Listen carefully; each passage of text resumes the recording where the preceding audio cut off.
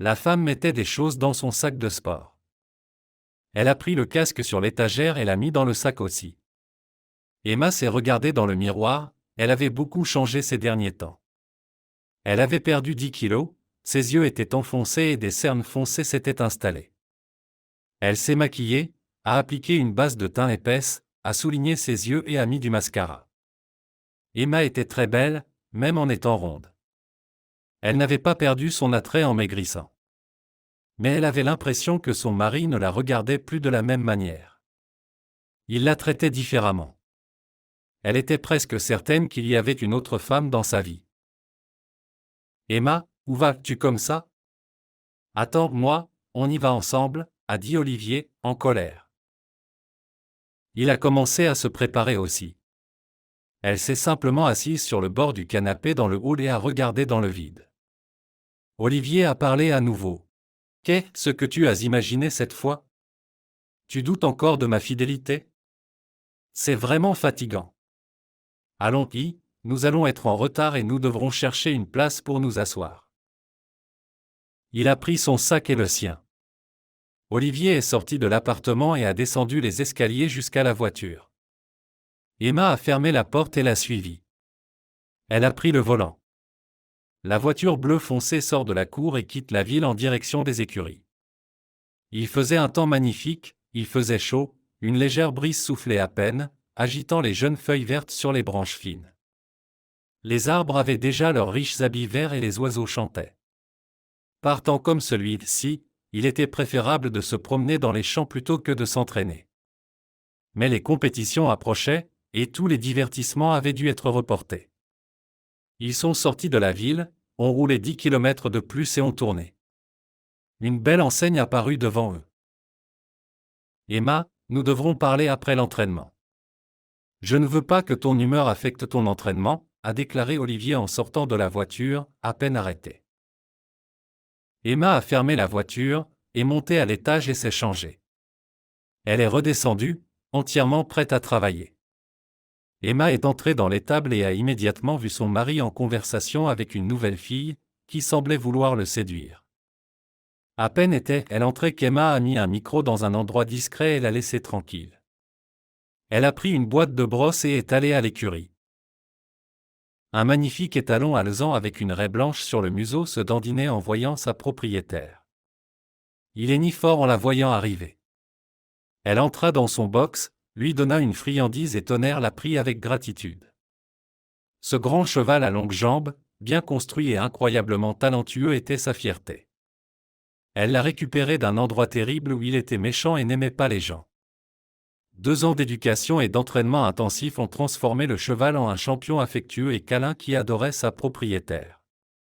Avec les autres personnes, le cheval était neutre. Tonnerre lécha d'abord l'épaule de sa propriétaire, puis a fouillé dans sa poche. Emma le brossa, peigna sa crinière courte et propre et nettoya ses sabots. Elle mit le bridon, la selle de couleur vert foncé assortie à son polo, fourrure brune et tapis. Emma serra la sangle, vérifia si les bandages étaient bien en place. Tout était prêt, elle tapota le cheval sur son épaisse nuque musclée. « Je t'ai manqué ? » « Nous sortons, » dit-elle doucement. « Nous y allons, » dit Emma plus fort. On entendit des cliquetis. Ceux qui nettoyaient ou sellaient les chevaux se sont enfermés dans les boxes pour libérer le passage. Emma prit le cheval par la bride et l'emmena sur le manège ouvert. Elle monta en selle, prit fermement les rênes en main. Emma se tourna vers 2 adolescentes qui se tenaient prêtes. 2 sauts à 100 cm, 2 à 4, 20 cm, 2 sauts à 120 cm, continua-t-elle en énumérant les obstacles. Les filles se dépêchèrent de tout mettre en place. Elles travaillaient ici gratuitement en échange d'aide à l'écurie et étaient heureuses de mettre en place des obstacles pour un cheval aussi célèbre. Emma, garde tes nerfs, Tonnerre n'est pas dans son assiette depuis ce matin. Il n'a pas fait de promenade hier et est resté longtemps à l'étable, alors attends-toi de la folie, dit la femme en surpoids en agitant la main vers Emma. La propriétaire de l'écurie regarda sa montre et alla s'asseoir dans les gradins pour observer l'entraînement. Emma tapota légèrement les flancs de Tonnerre et il se mit à marcher rapidement. Tout allait bien pour l'instant, mais il était déjà clair à son souffle que l'étalon était prêt à foncer. Emma a été distraite à nouveau en entendant la voix de la propriétaire de l'écurie. Elle a crié quelque part dans l'écurie. « Eva, fais sortir 2 chevaux supplémentaires. » Emma a fait passer le cheval au galop, celui-ci était trop pressé, jetant constamment des regards aux filles qui mettaient des obstacles. Emma a tapoté le cou du cheval et l'a ramené au pas. Ce n'est que lorsque le cheval a été complètement échauffé qu'elle a pu commencer un entraînement complet. Emma a dirigé le cheval vers 2 obstacles de 60 cm. Tonnerre les a franchis avec une grande marge, mais au virage, il s'est soudainement cabré et est tombé dans le manège, faisant volte-face brusquement au niveau de l'autre clôture. Son caractère était prévisible, Emma n'a même pas bougé. « Dirige-le immédiatement, ne le laisse pas s'arrêter », a dit son mari en s'approchant de la clôture. « Obtenez d'abord les titres de maître, puis donnez des ordres. » A répondu sèchement la propriétaire de l'écurie. Sinon, tout le monde donnerait des ordres de maître d'équipe. Emma n'a pas entendu cette conversation, elle a déjà franchi les obstacles un par un. Le cheval était déjà impliqué dans le travail, 4, 20, 100, 120, encore 120, 100, encore 120. Il semblait flotter, un puissant cheval musclé avec une belle allure brillait sous les rayons du soleil. Cuivré, rouge avec une belle nuance, il avait l'air magnifique. Emma tenait parfaitement en selle. « Sais-tu combien coûte ce cheval ?» a dit l'homme en s'adressant à cette même fille qui se tenait à côté de lui. La jeune athlète débutante ne pouvait pas détacher son regard de cette beauté. Elle l'a acheté pour une bouchée de pain, maintenant cette carcasse coûte une somme rondelette, parce qu'elle ne perd jamais. Jamais. Elle n'a fait que le regarder en souriant légèrement, mais n'a rien dit. Emma a terminé l'entraînement lorsque le cheval était déjà mouillé et couvert de veines. Il était épuisé, enfin, il a laissé échapper de la vapeur. Elle l'a décellé directement dans le manège ouvert, enlevé les bandages. Pendant que les filles démontaient l'obstacle, Emma a mis le licol sur la tête massive du cheval et attaché la corde. Le cheval en bonne santé et rayonnant de santé s'est allongé sur le sol.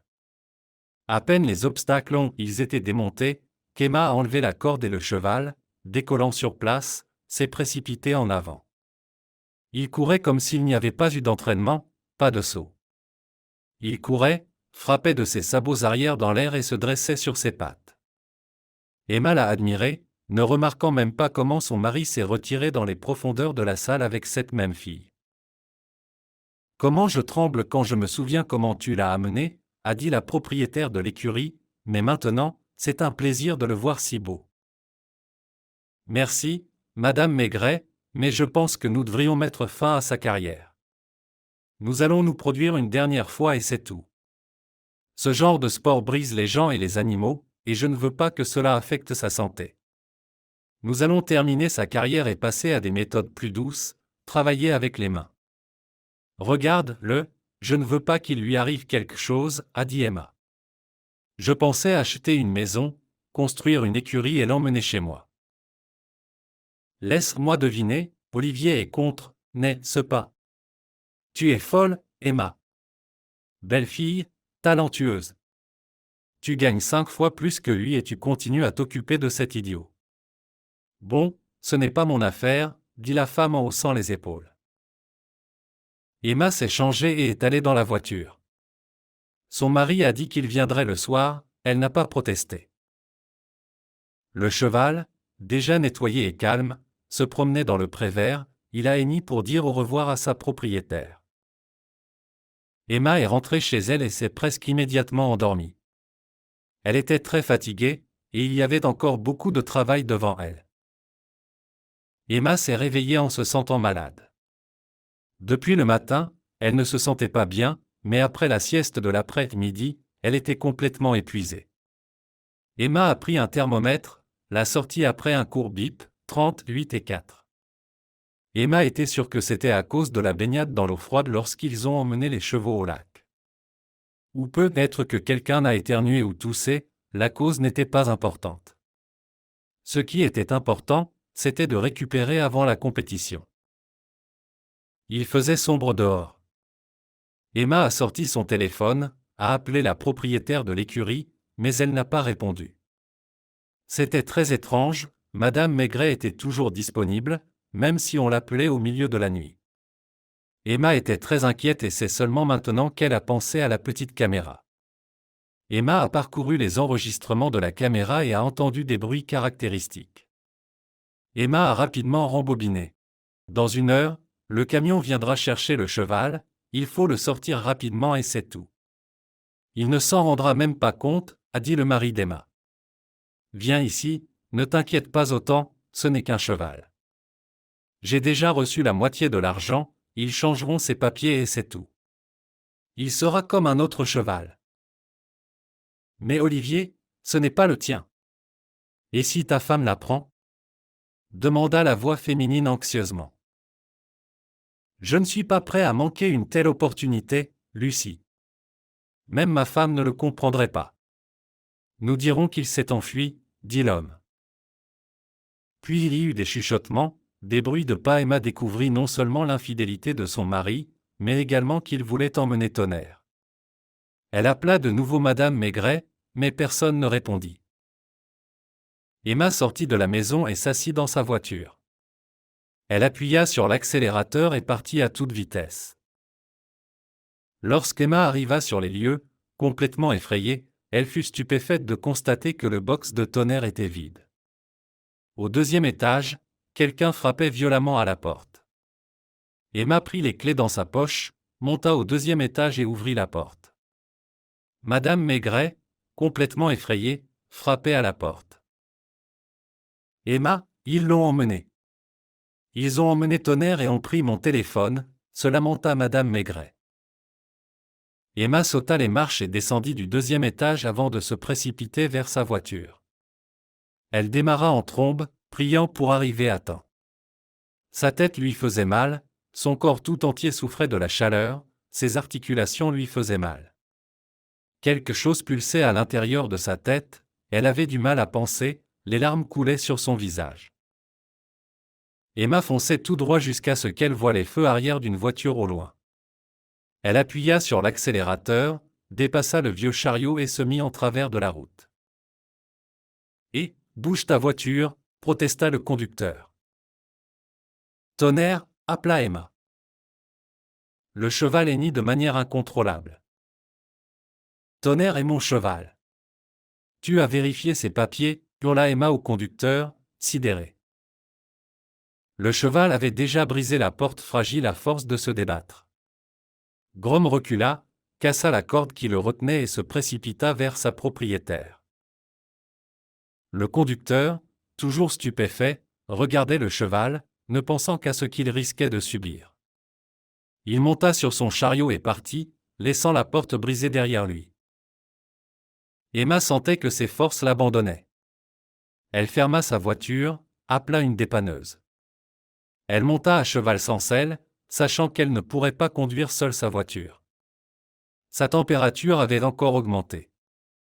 Quand elle ouvrit les yeux la prochaine fois, elle était déjà à l'hôpital. Elle regarda autour d'elle, sentant que tout son corps lui faisait mal, même ses yeux lui faisaient mal. Emma, Dieu merci, tu as repris conscience, s'exclama Madame Maigret avec enthousiasme. Elle était heureuse de l'entendre. Tonnerre, commença Emma. Mon Dieu, j'ai été tellement effrayée. Il t'a amené directement à l'écurie. Je suis sortie et tu étais allongé sur lui. Et il s'est levé et m'a henni. Voilà, dis à qui tu veux que les animaux ne comprennent rien. J'ai appelé une ambulance, ils t'ont emmené. Tu es resté ici 3 jours. Ton mari et sa petite amie ont été arrêtés, ils sont en prison, l'enquête est en cours. Ton Tonnerre mange pour 3, il court dans la prairie. Tout est sous surveillance. Tu m'as tellement fait peur, se lamenta la propriétaire de l'écurie. Emma ne participa pas à la compétition cette fois-ci. Mais la prochaine fois, elle termina triomphalement la carrière de Tonnerre avec une autre première place. Emma acheta une maison, construisit une écurie et vécut seule. Son mari et sa petite amie s'en sortirent avec une peine symbolique, Mais Emma divorça d'avec lui. Maintenant, elle vivait dans sa propre maison, travaillait dans son cabinet et regardait par la fenêtre le magnifique cheval courir dans la prairie.